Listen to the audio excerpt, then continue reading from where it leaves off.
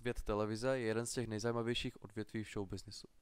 Je ostře kontrolován a kvalita jednotlivých pořadů je vždy na vysoké úrovni. Součástí je také fakt, že většina televizních pořadů je přijatelná pro celou veřejnost. Vzniká tedy bezpečné místo pro sledování obsahu. Ale i přes tuto skutečnost se za dobu televizního vysílání objevil vysoký počet znepokojujících až děsivých momentů, které se staly přímo při vysílání. Jak se v tak hlídaném průmyslu může něco takového stát? Zaprvé za to může vysílání v živém přenosu, které se jen velmi těžko reguluje. Ano, samozřejmě existuje scénář, ale jakákoliv odchylka je přímo vysílána a není nijak filtrována střihači.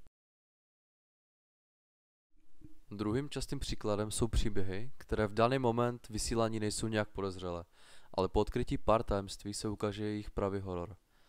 Tahle série, kterou teď chci založit, má za cíl právě tyhle momenty zachytit a prezentovat vám je. Doufám, že si video užijete.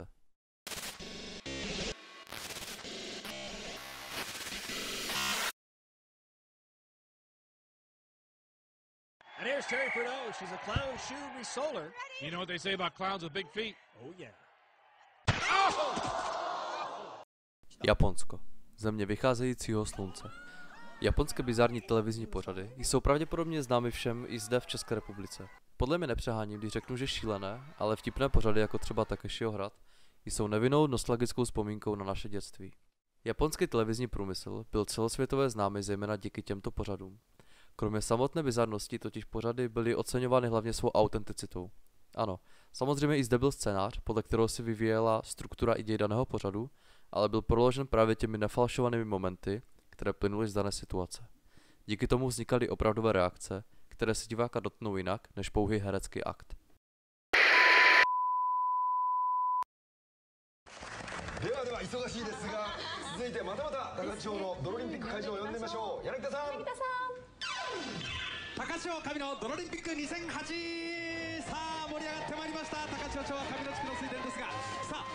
Jedním z takových pořadů vysílala živě japonská televize Miyazaki. 14. června 2008 se ale klasická hra zvrtla v něco, co nemohl nikdo z nich očekávat. Pravidla této hry jsou celkem primitivní. Dva soutěžící se postaví zády k sobě na dřevěné platformě a po zaznění signálu je jejich cílem svého protivníka vytlačit z platformy bez toho, aby se jakkoliv otočili. Pod samotnou platformou se nachází vrstva bláta, která měla poraženého potupit, ale také se často na něm ostatní soutěžící vyřadili třeba tím, že ho v blátě různě vyvaleli anebo na něj bahno cákali.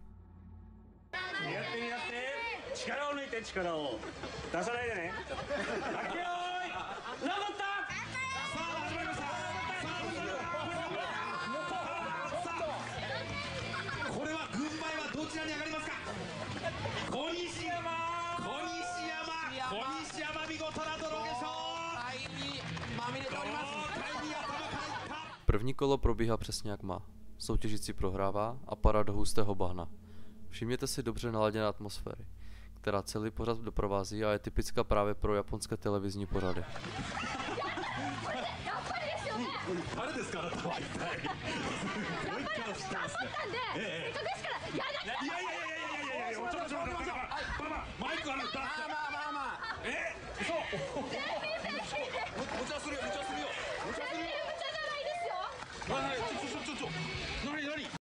Po tomhle prvním vydařeném kole se soutěžící snaží přemluvit jednoho z moderátorů, aby se také hry zúčastnil. Byla sice potřeba trochu snahy, ale nakonec se 40letý Tetsushi Yanagida rozhodne, že neskazí dobrou atmosféru pořadu a také se zúčastní.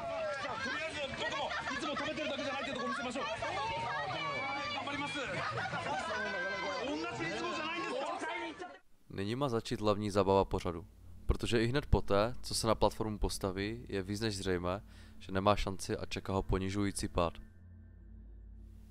Pokud se na video díváte třeba na druhém monitoru, nebo jsem schovaný někde v liště, doporučuji se teďkom soustředit na vizuální stránku tohoto videa.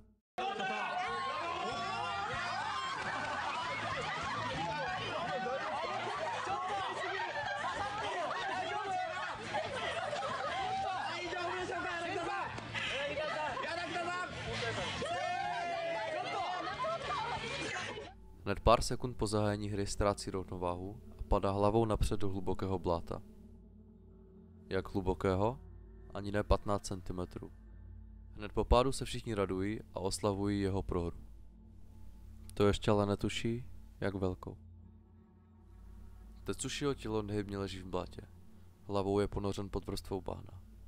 Pad byl natolik kritický, že i hned po narazu ochrnul Tetsuši od krku dolů a nemohl se nadále hýbat. Samotná nehoda je neskutečně tragická, ale co je až hororové a velmi obtížné nasledování je následujících 20 sekund.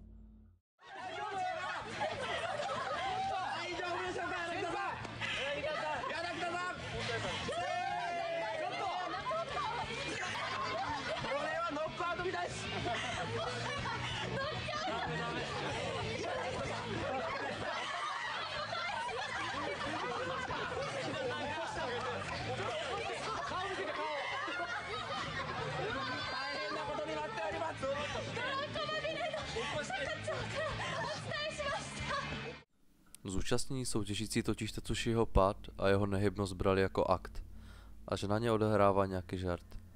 Tak hráli ve vědomí, že se jedná o vtip a nechali ho ležet hlavou dolů v bahně.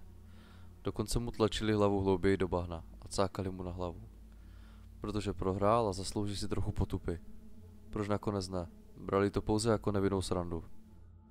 Neměli přitom ani ponětí, že co pro ně byla pouhá hra, byl pro něho souboj o přežití, kde nemůže nic dělat, pouze doufat. Poté vytáhli jeho hlavu z blata, ale tahle záchrana netrvala příliš dlouho, protože ho poté tváří dolů znovu pustili. Můžeme jen odhadovat, co se Tetsushimu právě dělo v hlavě, když nemohl ovládat ani jednu svou končetinu a zároveň bojoval o svůj život. Daný incident je příšerný na sledování. Jeden člověk právě ztratil skoro vše a druhá strana mince se hystericky směje a skoro zaviní jeho smrt.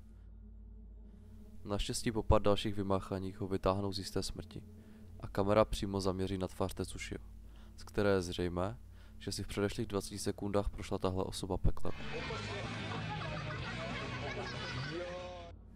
Po celé nehodě byl vrtulníkem transportován do nemocnice, kde zjistili vážnou zlomeninu krční páteře a poškození míchy. Vzhledem k zraněním bylo jasné, že pokud Tetsushi přežije, zbytek svého života stráví na vozíčku.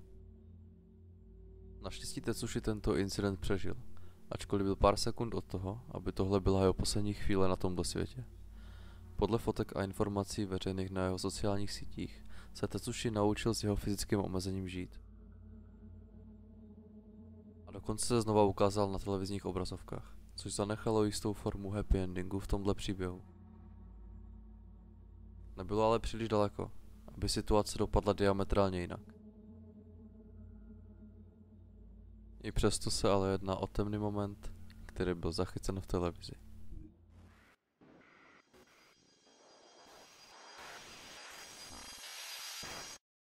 Co si o příběhu myslíte vy? Byl někdo v této situaci na vině? Nebo se jedná pouze o nešťastnou nehodu s tragickým průběhem? Napište mi váš názor do komentářů.